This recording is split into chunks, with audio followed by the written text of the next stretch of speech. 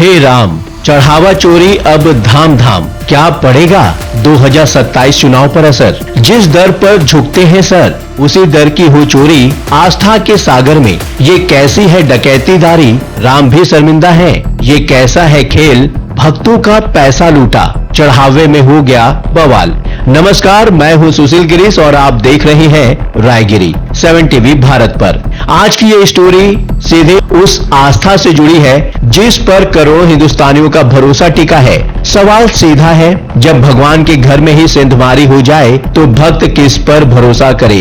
राम मंदिर में चढ़ावा चोरी का मामला अब सिर्फ एक इक्का दुक्का खबर नहीं है, ये अब एक सिलसिला बनता जा रहा है। रिपोर्ट की माने तो पहले अयोध्या में राम मंदिर से चढ़ावा गायब होने की बात सामने आई। फिर खबर आती है कि महाकुंभ के दौरान ही चढ़ावा चोरी का ग्राफ सबसे तेजी से ऊपर गया और अब आरोप है कि बद्रीनाथ धाम भी इस लिस्ट में शामिल हो चुका है। यानी सवाल ये उठता है, जहां जहां भक्ति का सैलाब उमड़ता है, क्या वहां वहां सेंध लगाने वाले पहले से घात लगाए बैठे रहते हैं। और सबसे बड़ा सवाल ये है, जो सरकारें कानून के मामूली से उल्लंघन पर बुलडोजर चला देती हैं, वो चढ़ावा चोरों के इस नेटवर्क पर बुलडोजर कब चलाएंगी। अब सिर्फ सोशल मीडिया पर नाराजगी नहीं है, ये गुस्सा अब जमीन पर उतर चुका है। दैनिक भास्कर की रिपोर्ट के मुताबिक 2 जुलाई को जब चंपत राय लखनऊ से बेंगलुरु जाने वाली इंडिगो फ्लाइट में सवार हुए तो यात्रियों ने उन्हें देखकर चढ़ावा चोर के नारे लगाने शुरू कर दिए। सोचिए, हवा में भी अब भगवान का हिसाब मांगा जा रहा है। अयोध्या में फैजाबाद बार एसोसिएशन के वकील लगातार मार्च और प्रदर्शन कर रहे हैं। भोपाल में महिला कांग्रेस कार्यकर्ताओं ने भी विरोध प्रदर्शन किया है और उद्धव ठाकरे की शिवसेना यूबीटी ने 5 जुलाई से सड़क पर उतरने का ऐलान कर दिया है। याद रहे, राम मंदिर आंदोलन में बाला साहेब ठाकरे की शिवसेना का बड़ा रोल रहा था। यानी अब वही पुरानी विरासत नई लड़ाई में उतर रही है। विपक्ष की नींद धीरे धीरे खुल रही है। सवाल ये है, क्या ये सिर्फ जागना है या इस मुद्दे को जमीन तक ले जाने की असली तैयारी। 6 जुलाई को राम मंदिर ट्रस्ट की एक अहम बैठक होने वाली है, जिसमें चंपत राय और अनिल मिश्रा के इस्तीफे पर फैसला होना है। नोटिस देकर हटाया जाएगा या बहुमत से वोटिंग होगी, ये वक्त बताएगा। यानी कि ट्रस्ट सीधी कार्रवाई से अभी भी बच रहा है। किसी कॉर्पोरेट कंपनी की तरह अपनी बची कुछ इज्जत बचाने की कोशिश हो रही है। लेकिन सवाल यह है, इज्जत बचेगी कैसे, जब खबरें यह है कि प्राण प्रतिष्ठा कार्यक्रम के नाम पर ही पैसों की हेराफेरी हो चुकी है। सूत्रों के हवाले से पता चला है कि सजावट का काम अलग अलग ठेकेदारों को दिया गया है और बिलों में भारी हेराफेरी की गई। ये दैनिक भास्कर के सूत्रों के हवाले से पता चला है। साथ ही साथ दरें बढ़ा चढ़ा कर दिखाई गई। मतलब राम जी का गृह प्रवेश हुआ भी नहीं था कि घोटाले पहले ही शुरू हो चुके थे। पश्चिमी यूपी की कहावत है, गांव बसा नहीं और उचक्के पहले आ गए।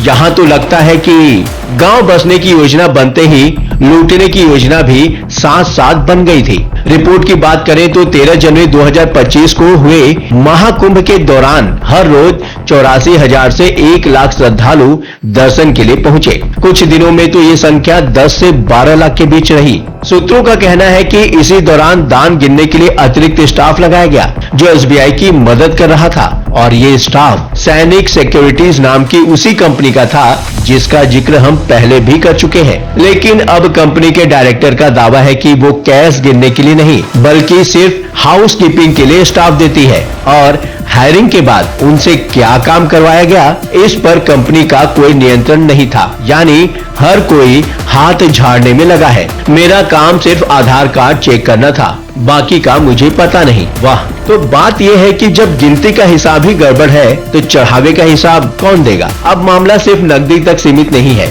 सोना, शिलाएं और एक पूर्व गृह सचिव का दर्द भी शामिल है। एसबीआई की जांच में राम मंदिर निर्माण के लिए लाई गई 1250 कीमती शिलाएं गायब होने की बात सामने आई है। चढ़ावे में मिले करोड़ों के गहनों का भी कोई हिसाब किताब नहीं है। और सबसे चौंकाने वाला मामला, मध्य प्रदेश कैडर के पूर्व आईएएस अधिकारी, भारत सरकार के पूर्व गृह सचिव एस लक्ष्मी नारायण का बयान। उन्होंने बताया कि उन्होंने अपने परिवार की ओर से एक रामचरितमानस भेंट की थी, जिसमें करीब 800 ग्राम सोना जड़ा था। बाद में पता चला कि वो भी गायब हो चुका है। उन्होंने कई बार चंपत राय को पत्र लिखे, शिकायत की, लेकिन आरोप है कि उन्हें कभी संतोषजनक जवाब नहीं मिला। शंकराचार्य अविमुक्तेश्वरानंद का कहना है, सिर्फ इस्तीफे से न्याय नहीं होगा, न्याय तब होगा जब दोषियों को जेल भेजा जाएगा। और यहाँ एक दिलचस्प यू टर्न भी देखने को मिलता है। बीजेपी नेता विनय कटियार ने पहले साफ कहा था कि पैसा चोरी हुआ है और चंपत राय, अनिल मिश्रा को जेल जाना पड़ सकता है, लेकिन बाद में वो अपने ही बयान से पलट गए। राजनीति में यू टर्न कोई नई बात नहीं, लेकिन भगवान के नाम पर यू टर्न थोड़ा भारी पड़ सकता है। अब बात करते हैं इस पूरे प्रकरण की सबसे टाइमिंग वाली चुप्पी की। पूरे विवाद पर आरएसएस ने आधिकारिक बयान देने में टोटल 26 दिन लगा दिए। लगता है संघ ये देखना चाह रहा था कि हवा किस दिशा में बह रही है। दिल्ली और लखनऊ के बीच की जो पुरानी खींचतान है, उसमें आरएसएस को कहां खड़ा होना है, ये तय करने में वक्त लगा।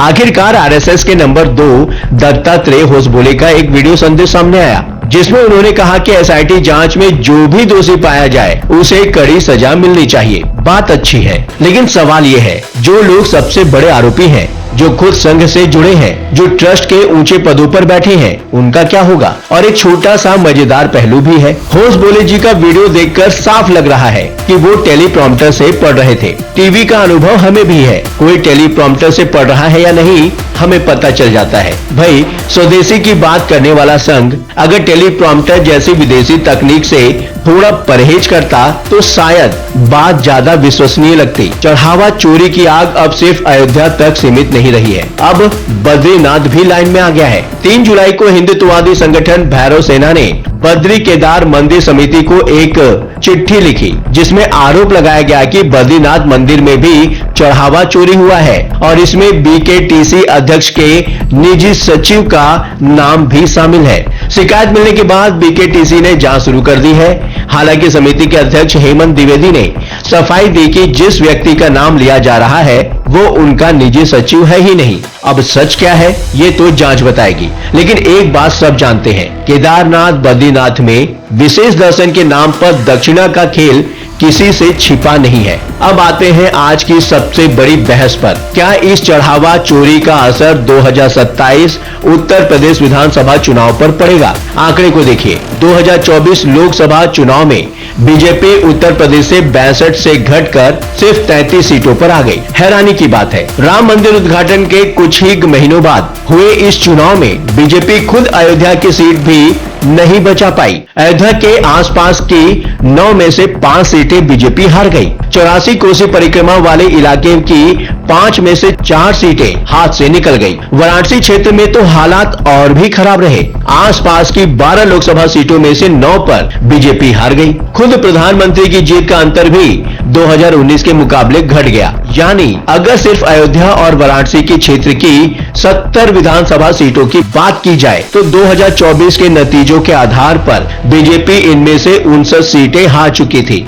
अब इस पूरे गणित को समझिए। 2022 विधानसभा चुनाव में बीजेपी ने 403 में से 255 सीटें जीती थी, लेकिन 2024 आते आते और 2024 के ट्रेंड को आगे बढ़ाएं तो सिर्फ अयोध्या वाराणसी बेल्ट ही बीजेपी को करीब 196 सीटों तक ला पटकता है। बाकी इलाकों को जोड़ें तो बीजेपी आज करीब 177 सीटों पर सिमटती नजर आ रही है, यानी बहुमत से काफी दूर, जबकि विपक्ष करीब 217 सीटों के आसपास पहुंचता दिख रहा है। यानी जो नुकसान राम मंदिर से जुड़े इन खुलासों से हो रहा है उसे संभालना बीजेपी के लिए आसान चुनौती नहीं है, क्योंकि नाराजगी सिर्फ अयोध्या तक सीमित नहीं पूरे प्रदेश में फैल गई है। लेकिन एक बात साफ कर दें, जब तक विपक्ष इस मुद्दे को सही ढंग से नहीं उठाता, इसे जमीन पर नहीं ले जाता, जनता को लामबंद नहीं करता, तब तक ये कहना जल्दबाजी होगी कि सत्ता विपक्ष की झोली में अपने आप आ गिरेगी। इस पूरे विवाद के बीच सबकी निगाहें अब उत्तर प्रदेश के मुख्यमंत्री